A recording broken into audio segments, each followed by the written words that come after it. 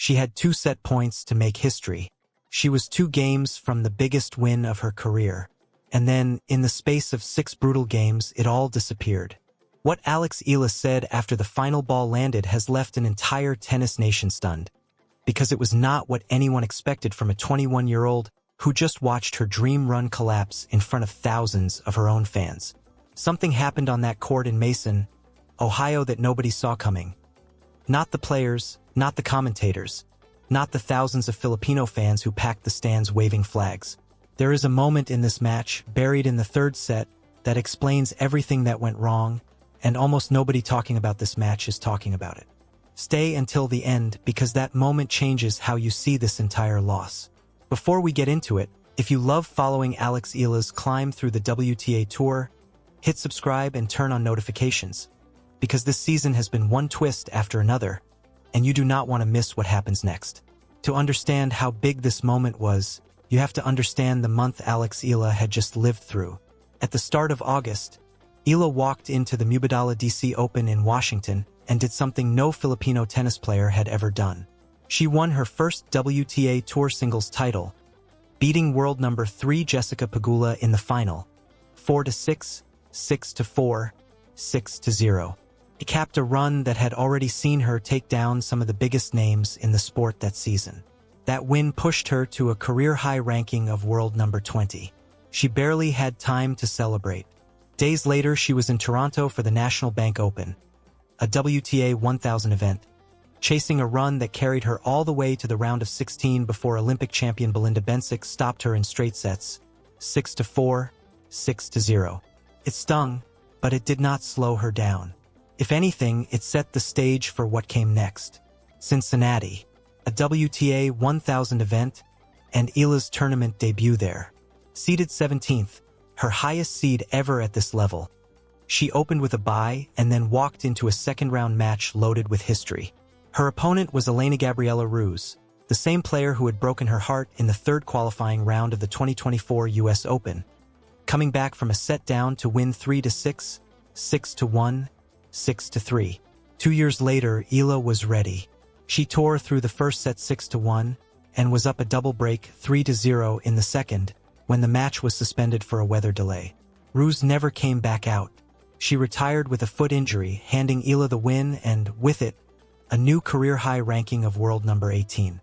Here is where it gets interesting, though, because the win over Ruse was never really the story. The story was who was waiting in the next round. Amanda Anisimova, 9th seed, world number 10, a former world number 3 and 2-time Grand Slam finalist, and one of the most dangerous ball strikers on the entire tour. She had just dismissed Zeynep Sönmez 6-2, 6-3 to book her spot, and she was coming into this match sharp, confident, and completely unbothered by the storyline everyone else was obsessing over. "I haven't played her before," Anisimova said before the match. "She's been having such an incredible season. An incredible year, very great player with a lot of fans. So I'm really looking forward to that." That was the calm before the storm, because when the 2 players walked out onto P&G Stadium court, the atmosphere was electric. The Filipino fans who had followed Eala from Washington to Toronto to Cincinnati filled the stands, flags waving, chanting her name before a ball was even struck. Anisimova had seen crowds like this before, and she had a message of her own. "I love a packed stadium and I love a good atmosphere," she said. "I'm sure it will be a great match, even though they will probably be rooting more for her. But I don't mind it, and I'll try to thrive off the energy." Now here is where this match stopped being ordinary and became something else entirely. The very first set produced one of the wildest single games you will see on tour all year. With the set tied at 2 games apiece, the 5th game turned into a war. 13 deuces, 20 minutes and 11 seconds on that one game alone. Anisimova had 8 separate break points in that game and could not convert a single one of them. Eala fought off every one of them to hold and take a 3-2 lead, and the crowd exploded. That set was pure Eala. She rode the momentum from that marathon game, traded games with Anisimova, and closed out the opening set 6-4. For one set, it looked like the underdog narrative was about to right itself again. The Filipina who had already beaten Naomi Osaka, Leylah Fernandez, and Jessica Pegula that summer looked like she was about to add another top 10 name to her list. But tennis at this level does not hand out gifts twice in one match. Anisimova adjusted. Her serve got heavier. Her ground strokes started landing deeper and closer to the lines. She leveled the match by taking the second set 6-4. And suddenly this was a genuine decider, with 2 hours already on the clock and neither player showing any sign of backing down. And this is the moment. This is the 6 minutes that decided the entire match, and it is the part almost nobody is talking about. Eala came out swinging in the third set. She held serve, then broke Anisimova to grab a 2-0 lead. For one moment, it looked like she was about to complete the biggest win of her career, on home turf, in front of a stadium full of people chanting her name. Then Anisimova took over completely. She broke back immediately, and from there she simply did not stop. 6 straight games. Eala did not win another point that mattered.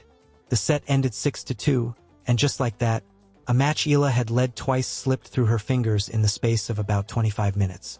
Final score: Amanda Anisimova defeated Alex Eala 4-6, 6-4, 6-2, in 2 hours and 28 minutes, ending Eala's 5-match winning streak against top 10 opponents. The stadium that had been roaring an hour earlier went quiet. The dream run in Cincinnati was over. What happened after the final point, though, is the part of the story that people are still talking about. Amanda Anisimova, who had just delivered the loss, walked to the net and paid tribute to the very player she had beaten.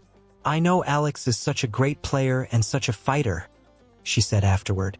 "I knew it was going to be a really tough match. There was quite a bit of support for me tonight, so I really appreciate that, because I know how loved Alex is, and for good reason." And Eala's own response is what has genuinely stunned people. There were no excuses. No complaints about fatigue after a brutal month of tennis. No blaming a schedule that had taken her from Washington to Toronto to Cincinnati in the space of a few weeks. She simply accepted it and pointed to what actually mattered to her all along. Earlier in the tournament, she had summed up her entire philosophy in one line. "I think it's just the level that I play that matters," she said. "Did I bring the level that I wanted to bring?